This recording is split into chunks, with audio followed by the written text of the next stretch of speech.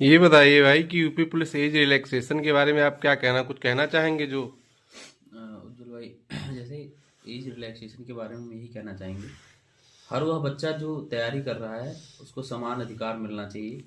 किसी बच्चे की एज सिर्फ वो अपने किसी जाति विशेष का होने की वजह से उसके प्रतिभा को दबाया नहीं जाना चाहिए। उसको भी उतना ही मौका दिया जाना चाहिए जितना कि और बच्चों को मिलना चाहिए।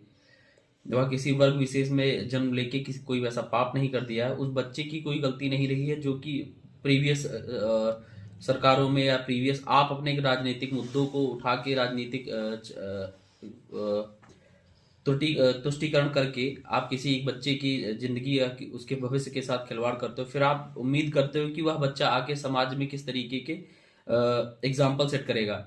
उसे किसी बच्चे को आप 27 साल की उम्र तक आप मौका दे रहे हो और उसी उसी के साथ में रहने वाले, उसी रूम में साथ में रहने वाले पढ़ने वाले बच्चे को आप 22 साल की उम्र में ही निकाल दे रहे हो। तो यह किस तरीके से सही है और गलत है, यह आप खुद सोच सकते हो।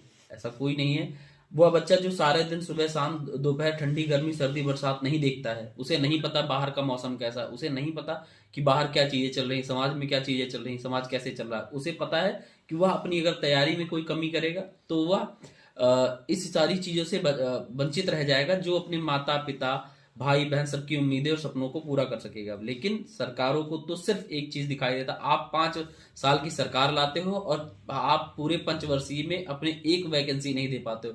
कोई एक वैकेंसी देते हो उसको पूर्ण नहीं कराते हो। उसमें उस बच्चे की क्या गलती जो अभी, आप सोच लो, 18 से 21 साल की एज देते हो आप 3 साल में, और 5 साल बाद आपको वैकेंसी देते हो। जो बच्चा 18 पूर्ण करते समय उसको वैकेंसी नहीं मिली और 21 पार कर गया, आप बता दो उस बच्चे की क्या गलती। उसको पुलिस बनने का अधिकार नहीं या उसे अन्य सेवाओं को सेवाएं देने का अधिकार नहीं। आप किसी एक बच्चे से आप इस तरीके से उसकी अधिकारों को छीन रहे हो। और यह सिर्फ एक कारण है कि आप अपने राजनीतिक तुष्टीकरण को सिर्फ अपने चमकाने की वजह से। उस बच्चे की गलती इतनी सी है कि वह एक वर्ग विशेष में जन्म लिया हुआ है, या वो मानसिक रूप से क्षीण हो जाता है 22 के बाद, या फिर वह शारीरिक रूप से किसी चीज में क्षीण हो जाता है वह बच्चा। ऐसी कोई चीजें होती हो तो आप इस चीज को खुल के बोलिए। आयोग या सरकार चाहती क्या है कि ये बच्चे पढ़ना लिखना छोड़ दें, समाज से कट जाएं और समाज में फिर जो एक अलग तरीके का व्यवहार उन्हें अपनाना चाहिए जो पुराने पिछले समयों में चला आ रहा है। फिर उसके लिए एक अलग कानून की आप बच्चों को समान अवसर न दे और फिर उनसे समानता का एक व्यवहार का उम्मीद रखे। तो ये हमें लगता है कि गलत है। बाकी